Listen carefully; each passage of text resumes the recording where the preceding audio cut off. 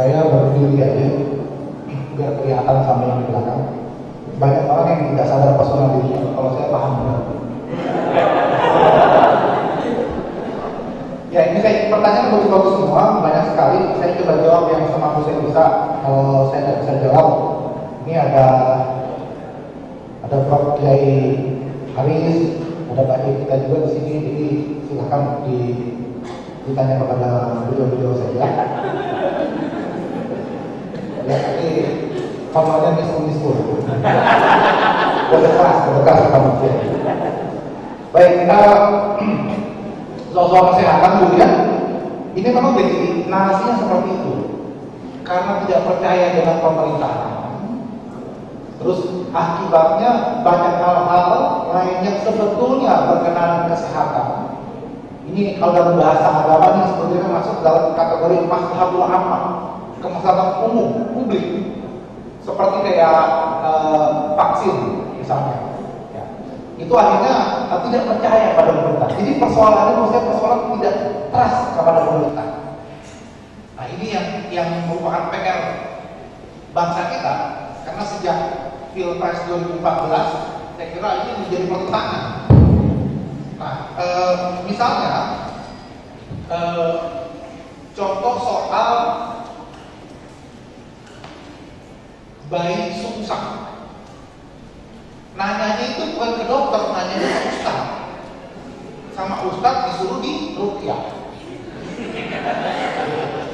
Nah ini kan jadi masalah. Atau misalnya tidak mau imunisasi, karena zaman Rasul itu imunisasinya dengan kurma itu teknik ya. Jadi kalau ada bayi baru lahir, terus kurma digigit sampai lembut, terus ditaruh di dinding mulut bibir bayi itu. Itu yang oleh Rasul, teknik. Itulah imunisasi Rasul. Saya lebih percaya ini ketimbang imunisasi dari dokter. Nah, kalau saya bilang ya dua-duanya nggak usah dipertentangkan. Yang imunisasi Rasul itu silakan dilakukan, ya. Meskipun Rasul tidak pernah menganggap itu sebagai sebuah imunisasi sebetulnya, ya. Terus kemudian yang dari dokter juga silakan lakukan. Yang jadi masalah kita tuh berpikirnya selalu bertentangan, selalu ingin mempertentangkan sesuatu tadi. Padahal kita bisa dalam beriringan sebetulnya kan antara pemahaman keagamaan dengan kesehatan. Sama dengan misalnya soal vaksin.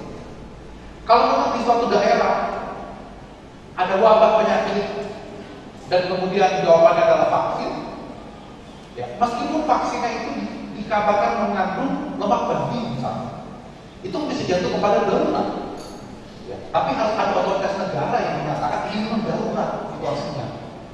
Dan namanya darurat itu temporer. Ya. Jadi ibaratnya kalau tidak makan daging babi bisa meninggal. Ya tapi makan daging babinya nggak sampai 2 biji lah.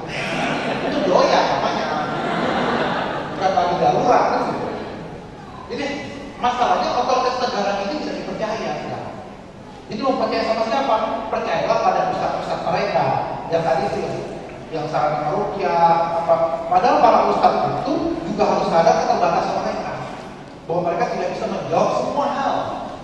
Jadi kalau saya ditanya, bumi itu datar atau bumi itu bulat, gitu ya? Saya bilang kalau saya, karena saya penggemar telur, ya ada yang mulai ceklok, ada yang telur dadar, kira-kira begitu. Jadi bagi yang bilang bumi datar, ya berarti senangnya telur dadar. Bagi yang senangnya bumi bulat, dia senangnya telur bus, gitu. Karena saya bukan saintis, tanyalah ke saintis, jangan tanya ke saya. Saintis yang lebih tahu. Nah sekarang ini kita krisis terhadap kepercayaan terhadap otoritas, baik otoritas negara maupun otoritas keilmuan. Misalnya, kan sudah pakai satelit dari atas bahwa bumi itu bulat, nggak percaya. Kenapa? Itu kan NASA itu Amerika, Amerika itu kafir. Di belakangnya ada Yahudi. Kita nggak bisa dong akhirnya gitu. Jadi otoritas mana yang dipercaya? Sementara kalau begitu baik, pemerintah mana yang ada percaya? Saudi kan, Iran kan, Turki kan, Eropa, silakan kirim satelitnya lihat juga. Gitu. Atau bilang lagi, satelitnya made in China.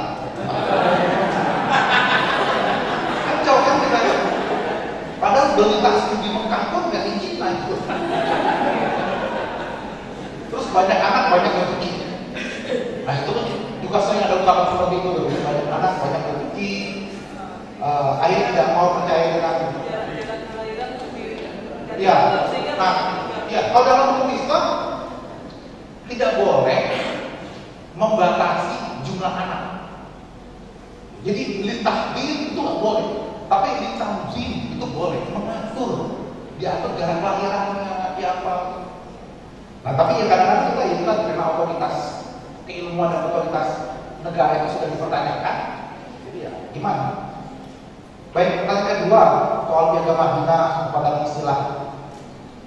Jadi terlepas dari soal istilah, jadi kita harus paham konteks zaman Rasul dulu. Rasul tinggal di Madinah itu bukan seperti negara seperti sekarang Indonesia yang luas luar biasa.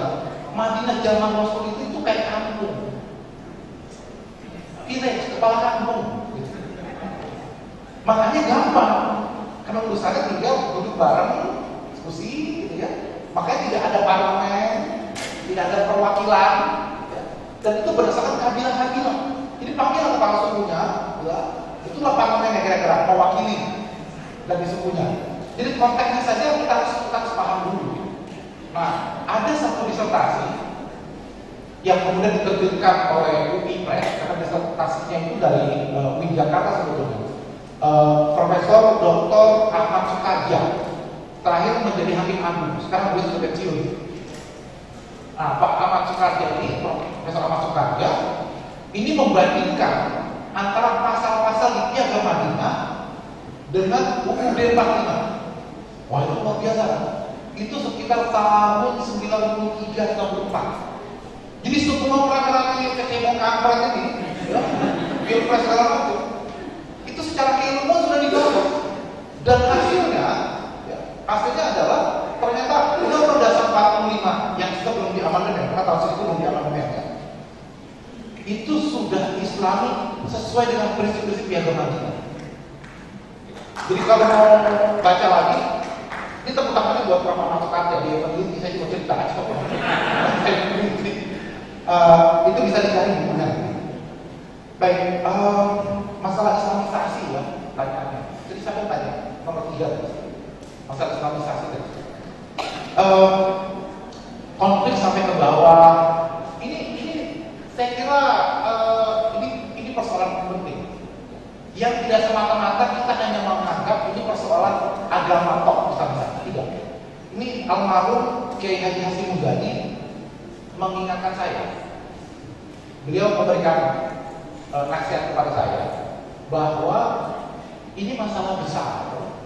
Jangan semata-mata dianggap ini radikal, ini fundamentalis, gitu ya. Ini kemudian tadi Islamisasi dan seterusnya. Ada persoalan yang lebih berdasar yang seharusnya pemerintah aware ya, terhadap sadar dalam hal ini. Misalnya kata beliau begini, umat Islam di Indonesia itu katakanlah 80-90% jumlahnya ya. Tetapi resources dari keuangan negara itu dikuasai oleh 20% orang.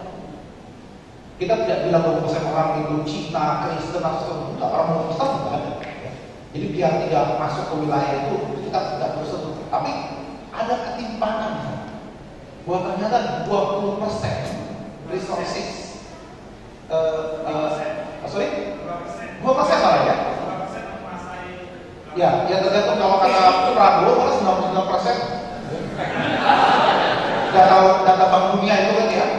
Makanya saya nggak mau itu, jangan macam-macam saya lah. Saya mau dikasih Muzani udah benar tadi. Saya bisa. Apalagi beliau sudah almarhum dari ikutan Pilpres.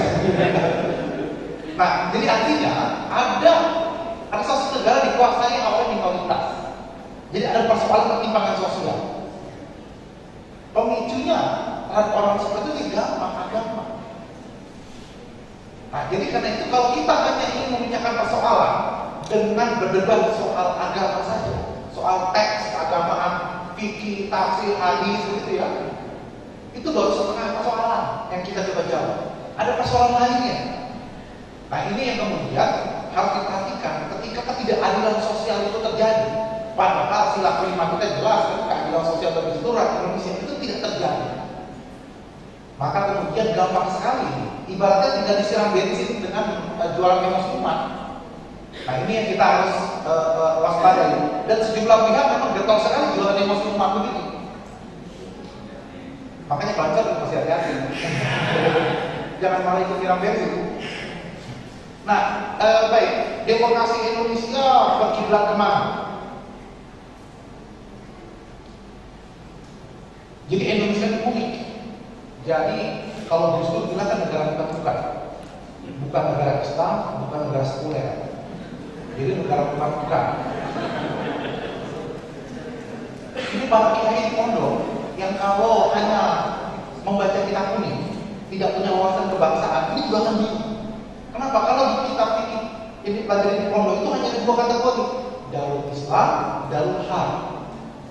Kan gitu kan? Ini masuk kategori mana nih Indonesia ini?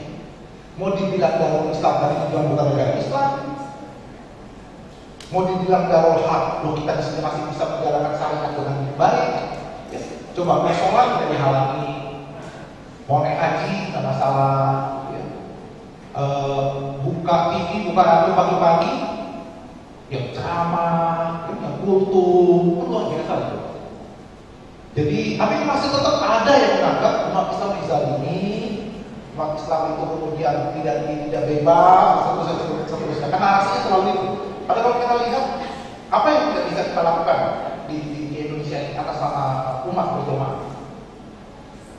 Lo sholat 7 juta di Monas saja boleh kok.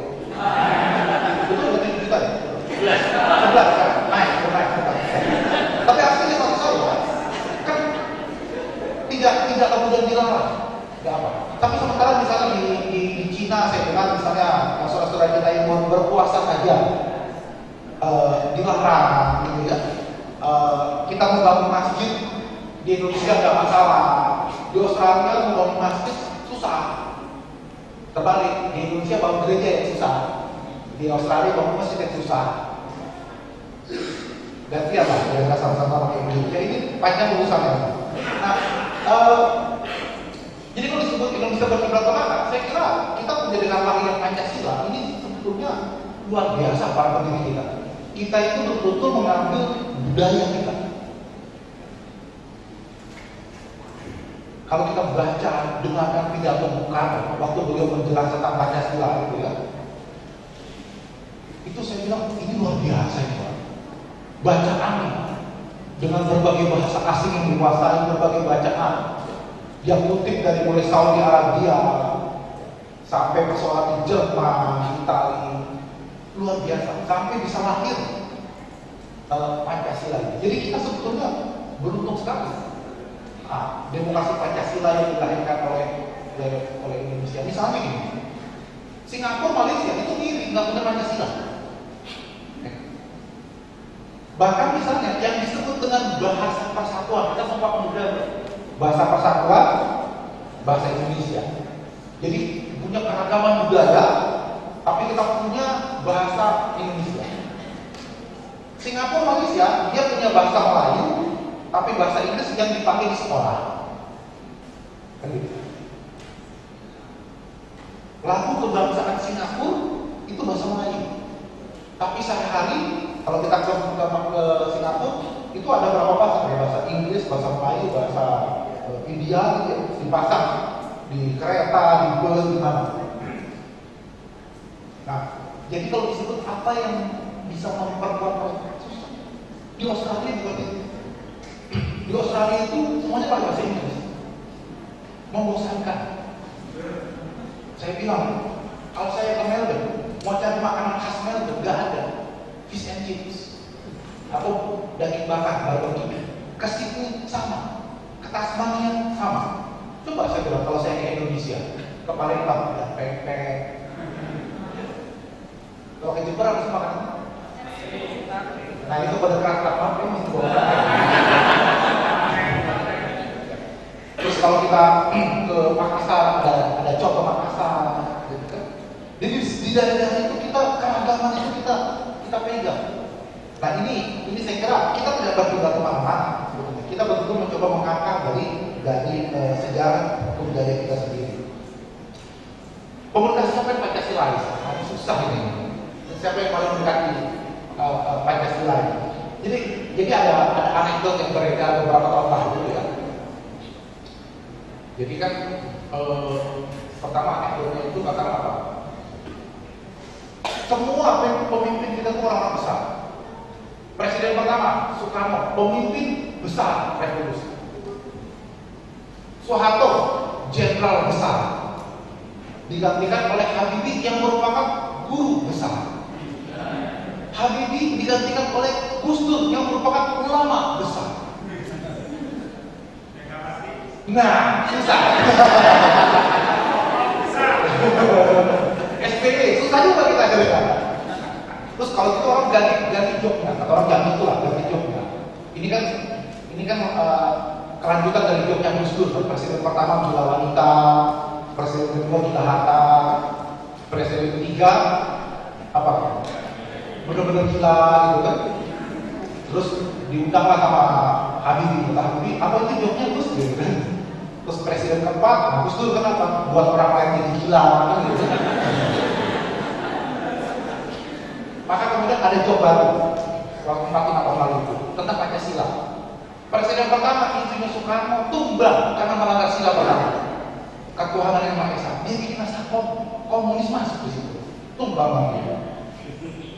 Presiden kedua Soeharto melanggar sila kedua, kemanusiaan yang adil dan beradab. Banyak sekali orang ditangkapin, ada Petrus ya. Para aktivis dikirim ke penjara, dia melanggar penggusuran, kemanusiaan yang adil dan beradab. Habibie melanggar sila ketiga, melepas timur persatuan Indonesia.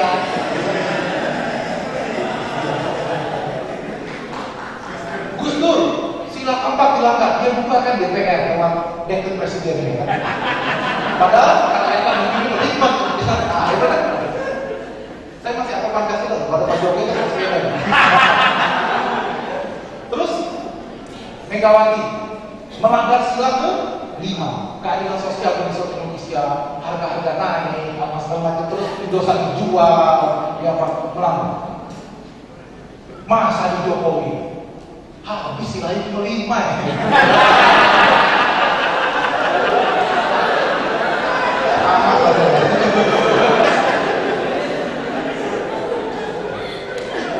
Baik, pertanyaan kelima tentang teknologi khalifah ya. Jadi di sejarah, nah ini yang cerita ini Ibnu Khaldun di kitab Muqaddimahnya Ibnu Khaldun. Itu kitab Muqaddimah pendahuluan tapi tebelnya betul banget. Itu baru di Muqaddimahnya. Nah, beliau menjelaskan sejarah istilah khalifah. Jadi waktu Nabi Muhammad SAW kemudian Abu Bakar menjadi khalifah, itu mereka kata Ibnu Khaldun para sahabat itu menyebutnya Khalifatul Rasul, pengganti Rasul. Jadi panjang Khalifatul Rasul, pengganti Rasul. Cuma 2 tahun beliau meninggal sakit. Naiklah Sayyidina Umar, maka dipanggil menjadi Khalifatul Rasul, pengganti dari penggantinya Rasul. Ini udah gaya orang Madura. Gubernur Jawa Timur ya. Selebihnya penggantinya kan gitu kan.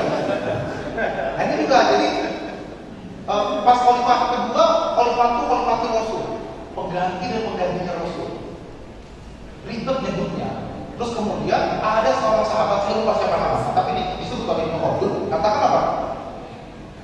Kalau gitu kami panggil kamu, ya Amirul Mukminin, wahai pemimpin orang-orang beriman. Ya cocok itu. Itu aja daripada panjangan Khalifatul Rasul ya. Jadi makanya saya disebut istilah itu Amirul Mukminin. Nah, itu dimulai dari Umar bin Khattab. Gara-gara kepanjangan tadi. Terus di masa Utsman, masa Ali, muncullah terus itu Amirul Mukminin. Nah, di masa Muawiyah, maka sistem dinasti Umayyad itu sudah menjadi seperti kerajaan turun-temurun. Ya. Tapi dia tetap pakai istilah khalifah. Apa sama dengan istilah yang dipakai dalam Quran. Ini jadul fil ardi khalifah. Ya, ketika Allah ada menciptakan Nabi Adam, katakan sesungguhnya aku sudah menciptakan khalifah. Terus di masa Abbasiyah, mereka coba menunjukkan ayat ini. Jadi mereka mengatakan para khalifah itu adalah khalifatullah fil ard. Dalil itu ini jadul fil ardi khalifah. Padahal itu benar untuk Nabi Adam. Nah, kemudian sekarang disebut khalifatullah fil ard. Kenapa mereka tidak seperti itu?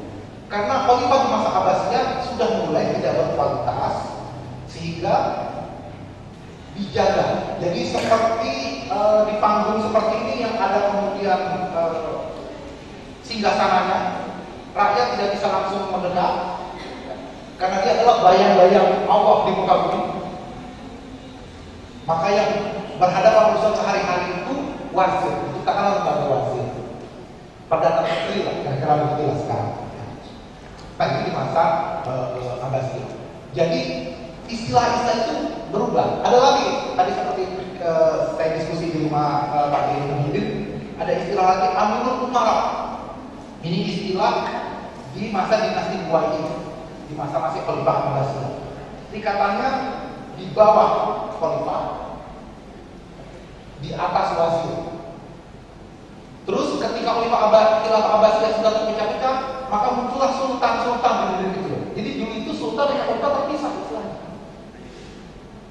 Jadi ada sultan Saljuk, ya, ada kemudian Buayi dan seterusnya, tapi khalifahnya juga ada. Nah, kalau ditanya apakah kemudian ini istilahnya sakti atau tidak, saya katakan tidak. Karena sebetulnya kalau kita lihat sejarah, sebetulnya maknanya singkat, penggantinya Rasul, sebetulnya. Nah, kalau sekarang mau diganti dengan istilah Perdana Menteri kah, Presiden kah, ya tergantung format negaranya. Kalau dulu itu pakai khilafah, maka kemudian disebut khalifah. Kalau sekarang mau pakai istilah Malik Salman, Khalifah Haramain, Raja Salman, pelayan buat tanah suci. Apa ada istilah itu di Quran? Di hadis tidak ada. Yang kalau dalam kita pikir ada istilahnya Imamul Haramain. Ini Imam Juwaini, gurunya Imam Al-Ghazali, itu disebut sebagai Imamul Haramain karena begitu hebatnya ilmu beliau sehingga Mekah dan Madinah mengakui kepakaran beliau atasnya. Nah, Mekah dan Madinah itu kan Haramain. Jadi menurut saya istilah sekarang itu tergantung dari format negaranya. Kalau format negaranya sudah berubah berbeda, ya tentu tidak lagi pakai istilah khalifah. Baik, yang kedua kasus cerai tadi ya. Saya pernah ceritakan tentang masalah kasus cerai ini. Ikut yang mana? Apakah ikut fatwa ulama yang mengatakan ketika menceraikan istri menjatuhkan talak di rumah itu jatuh, atau ikut kompilasi hukum Islam instrumen negara yang mengatakan cerai itu hanya di depan pengadilan, kan gitu. Ini saya pernah cerita waktu di Mahat Alinya Lirboyo, kesempatan diskusi soal itu. Bisa dicari di YouTube. Tapi intinya begini, ada perbedaan pendapat para ulama. Apakah kemudian misalnya menjatuhkan talak talak 3 itu langsung itu dihitung 1 atau 3? Itu para ulama berbeda pendapat. Misalnya gini, itu zaman Nabi itu kan talak sekali. Zaman Umar ada sahabat saking emosinya sama istrinya mengatakan, kamu saya talak gak cuma sekali, 1000 kali. Emosi. Terus kata Umar apa? Kamu gak boleh, kamu emosi begitu, kamu tidak menghormati perempuan. Bahwa dia punya